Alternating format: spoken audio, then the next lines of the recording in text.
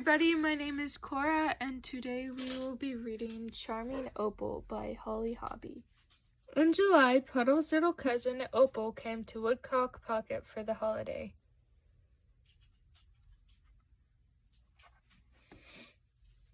On her first day, Toot and Puddle took Opal for a long walk in the sparkling woods. The three of them played with her new purple ball. She smelled every flower in Puddle's garden. That evening they had a cookout with corn on the cob and watermelon.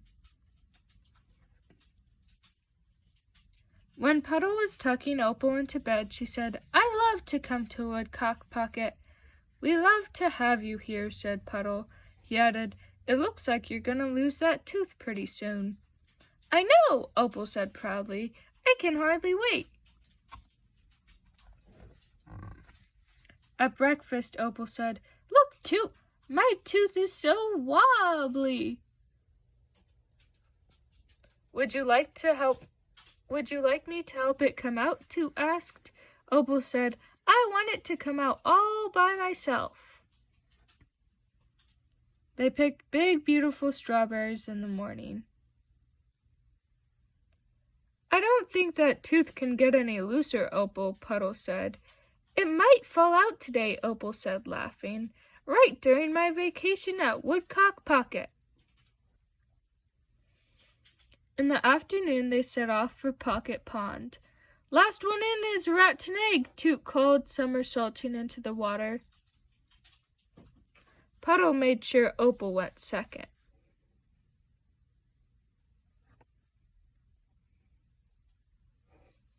All at once, Puddle noticed that Opal looked slightly different.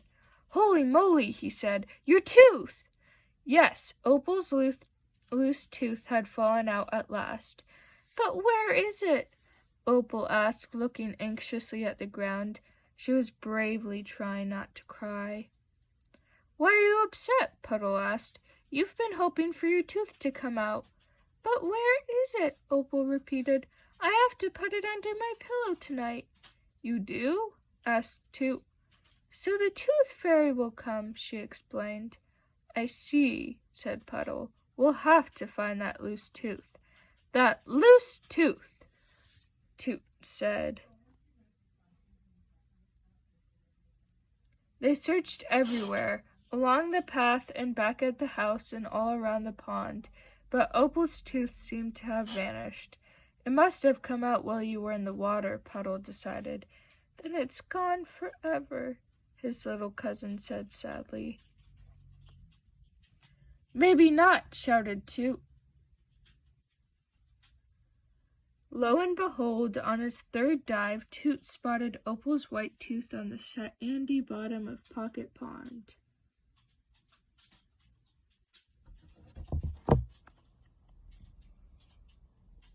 As Puddle tucked his little cousin into bed that night, she carefully placed her tooth under the pillow. "Now the tooth fairy will come while I'm at Woodcock Pocket," she said, "just as I'd hoped." "Sweet dreams," said Puddle. But he was worried.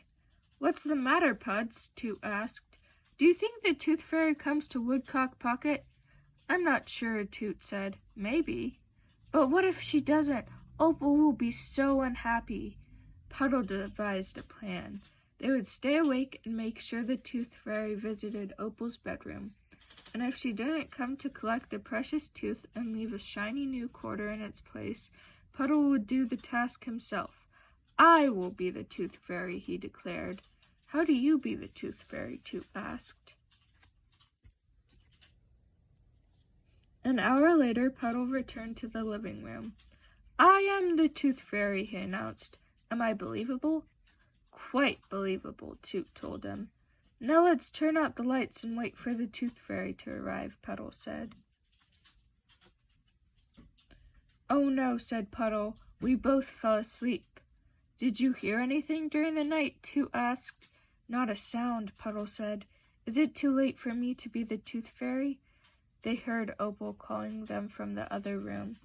"I'm afraid it's too late," said Toot. Toot and Puddle stepped nervously into the guest room. "Good morning, Opal," they said together. "I was thinking, Puddle began, if the Tooth Fairy didn't come, it's because she didn't know exactly where Woodcock Pocket was after all. And I was thinking, said Toot, if the Tooth Fairy didn't come, it would be just as nice to keep that wonderful tooth of yours for yourself. But guess what? Opal said. The Tooth Fairy did come. Grinning happily, she held out a shiny new quarter for Toot and Puddle to see. The end.